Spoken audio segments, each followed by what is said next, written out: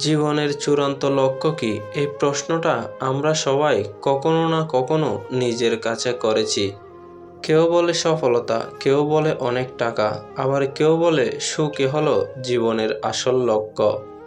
কিন্তু সত্যি কথা হলো, জীবনের চূড়ান্ত লক্ষ্য কোনো একটা জিনিস না। এটা হচ্ছে নিজেকে খুঁজে পাওয়া, নিজের ভেতরের শক্তিকে চিনতে পারা এবং এমন একটা জীবন গড়া যেখানে তুমি শান্তিতে থাকতে পারো। যে জীবনে থাকবে ভালোবাসা, সম্মান আর মানসিক শান্তি, সেই জীবনই আসলে সফল জীবন। শেষে একটা কথা মনে রাখো, তুমি যত বড় কিছুই অর্জন করো না কেন, যদি ভেতরে শান্তি না থাকে তাহলে সবকিছুই অপূর্ণ। তাই জীবনের চূড়ান্ত লক্ষ্য হোক নিজেকে খুঁজে পাওয়া এবং সত্যিকারের সুখে বাঁচা।